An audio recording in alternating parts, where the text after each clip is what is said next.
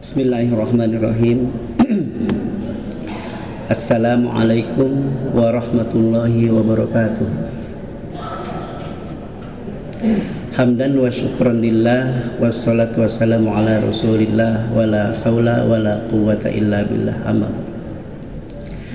Bapak Ibu jamaah sekalian yang sama-sama mengharapkan ridho Allah dan rahmatnya Allah SWT, dengan mengharapkan izin, ridho, bimbingan dan perlindungan dari Allah Subhanahu wa taala, pada pagi hari ini Al-Faqir ilallah akan belajar membacakan ayat suci Al-Qur'an, itu yang berkaitan dengan saum atau berpuasa.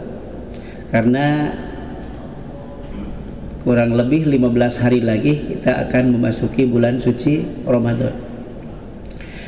Namun sebelumnya saya hanya mengingatkan kepada pesan dari Allah SWT di dalam Al-Quran surat Al-A'raf ayat 204. Allah Subhanahu wa taala berfirman, "Wa idza quri'al Qur'anu fastami'u lahu wa ansitu la'allakum turhamun." Dan apabila dibacakan Al-Quran, dengarkanlah, perhatikanlah agar kita semua mendapat rahmat dari Allah Subhanahu wa taala. Baik Bapak Ibu jamaah sekalian yang dimuliakan Allah, mari kita bersama-sama untuk memperhatikan Al-Quran surat Al-Baqarah, surat kedua ayat 183 yang berkaitan dengan ibadah puasa. A'udzu billahi minasyaitonir rajim. Ya ayyuhalladzina amanu kutiba alaikumus siyamu kama kutiba alal ladzina min qablikum la'allakum tattaqun. Wahai orang-orang yang beriman, diwajibkan atas kamu berpuasa sebagaimana diwajibkan atas orang sebelum kamu agar kamu bertakwa. Bapak Ibu jamaah sekalian yang dimuliakan Allah, dalam ayat ini Allah menyeru hanya bagi orang-orang yang beriman untuk melaksanakan berpuasa di bulan Ramadan supaya menjadi orang-orang yang bertakwa. Jadi Bapak Ibu jamaah sekalian yang dimuliakan Allah, iman itu telanjang dan pakaiannya itu takwa. Apa itu takwa? Takwa itu melaksanakan perintah Allah dan menjauhi larangan Allah, yang disebut ibadah. Amal solehnya itu takwa. Takwa itu adalah sama dengan ibadah. Ibadah itu melaksanakan perintah Allah dan menjauhi larangan Allah, yang disebut ibadah mahdoh fa'liyah, yang murni yang dikerjakan. Kemudian ada ibadah mahdoh tarkiyah, yang murni yang ditinggalkan. Apa yang diperintahkan di bulan suci Ramadan yang sangat menggembirakan itu, semua syariat Islam dipraktekkan di bulan suci Ramadan. Apa saja? Yang tentunya syahadat, salat, zakat, puasa, atau i'tikaf wukuf di 10 hari terakhir di bulan suci Ramadan. Namun ada yang sangat mengesankan di bulan suci Ramadan adalah diturunkannya Al-Quran. Bapak Ibu jamaah sekalian yang dimuliakan Allah, kalau kita paham Al-Quran itu bersumber atau asalnya dari Allah SWT. Kemudian Allah turunkan ke Lauhil Mahfuz. Kemudian Allah perintahkan malaikat Jibril untuk membawa Al-Quran dari Lauhil Mahfuz ke Baitul Izzah atau langit dunia. Di langit dunia secara berangsur-angsur malaikat Jibril sampaikan kepada baginda Rasulullah Sallallahu Alaihi Wasallam yang bernama Ahmad bin Abdullah. Kemudian Al-Quran tersebut Allah wariskan kepada sang khalifah Allah Al-Mahdi. Maka ada ayat, walau nazzalnahu ala ba'dil ajamin. Dan kalau Al-Quran itu kami turunkan kepada sebagian golongan yang bukan Arab. Allahu Akbar walillahil hamd. Kemudian dijelaskan lagi di dalam hadis baginda Rasulullah sallallahu alaihi wasallam, Iqra'ul Qur'an fa innahu ya'ti yaumal qiyamati syafi'an li ashabihi. Bacalah Al-Quran karena Al-Quran akan datang di hari kiamat yang menjadi syafaat bagi para sahabatnya atau para pembacanya. Baginda Rasulullah SAW diperumpamakan seperti Al-Quran berjalan.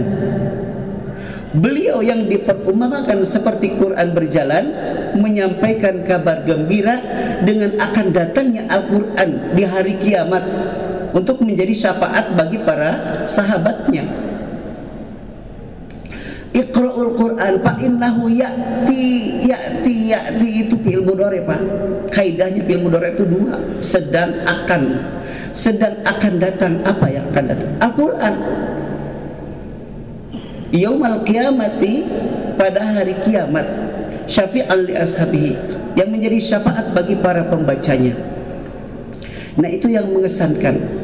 Di bulan suci Ramadan itu diturunkan Al-Quran. Syahrul Ramadan alladzi unzila fihi Quran. Ternyata Al-Quran tidak datang sendirian, mesti ada objek penerimanya. Contoh seperti datangnya Taurat itu bersama dengan Nabi Musa. Datangnya Injil diturunkan dulu kepada Nabi Isa, baru datang Injil. Kemudian Al-Quran diturunkan dulu kepada baginda Rasul, kemudian datang Rasulullah membawa Al-Quran. Kemudian Al-Quran itu diturunkan lagi kepada sang Khalifah Allah Al-Mahdi. Ingat, Quran surat 26 atau surat As-Su'ara ayat 198, Allah berfirman, walau nazzalnahu ala ba'dil a'jamin. Dan kalau Al-Quran itu kami turunkan kepada sebagian golongan yang bukan Arab. Maksudnya sebagian itu adalah sebagian hati, karena Al-Quran diturunkan kepada hati. Jadi antara hati baginda Rasul dan hati Imam Mahdi itu one heart, satu hati, sama-sama dituruni Al-Quran. Makanya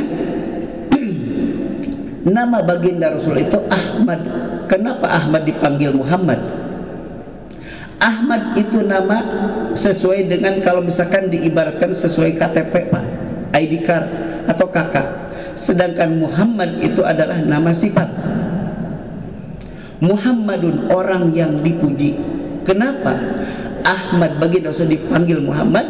Karena dengan kesabarannya beliau selalu membalas orang yang berbuat buruk dengan kebaikan. Bapak Ibu juga bisa dipuji. Coba saja, ketika mendapati perlakuan buruk, Bapak Ibu balaslah dengan kebaikan, sebagaimana yang dicontohkan oleh baginda Rasulullah sallallahu alaihi wasallam. Kita ingat sejarah baginda Rasulullah di dalam surah Nabawiyah. Ketika baginda Rasul diludahi, apa yang terjadi? Diludahi, tidak membalas meludahi. Namun ketika jatuh sakit orang yang meludahinya, orang yang pertama menengok adalah baginda Rasulullah sallallahu alaihi wasallam. Bagaimana keadaan orang yang selalu membenci dan meludahi baginda Rasul ketika baginda Rasul lewat? Bahkan akan tetapi orang yang pertama mendatangi, menengok orang yang jatuh sakit tersebut adalah baginda Rasulullah SAW. Demi Allah, tidak ada kata-kata yang bisa keluar dari mulutnya kecuali syahadat. Allahu Akbar walillahil hamd. Bapak Ibu jemaah sekalian yang dimuliakan Allah,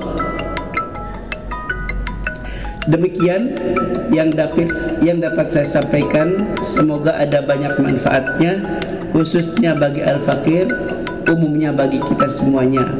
Kita sangat bergembira akan kedatangan bulan suci Ramadan. Semoga bulan suci Ramadan mengantarkan kita kepada derajat ketakwaan, supaya kita selamat dan bahagia di dunia dan di akhirat kelak. Sebelum saya tutup, mari kita bersama-sama membaca tasbih kifaratul majlis. Subhanakallahumma rabbana wa bihamdik asyhadu an la ilaha illa anta astaghfiruka wa atubu ilaik. Jazakumullahu khairan katsiran wa jazakumullahu ahsanal jaza. Terima kasih atas kebersamaan dan segala perhatiannya. Mohon maaf dari semua kesalahan, kekurangan dan kehilafan al-faqir. Al-haqqu min rabbik fala takunanna minal mumtarin. Billahi fi sabilil haqq fastabiqul khairat wa billahi taufiq wal hidayah war ridha wal inayah wallahul muwafiq ila aqwamit thoriq. Wassalamu alaikum warahmatullahi wabarakatuh.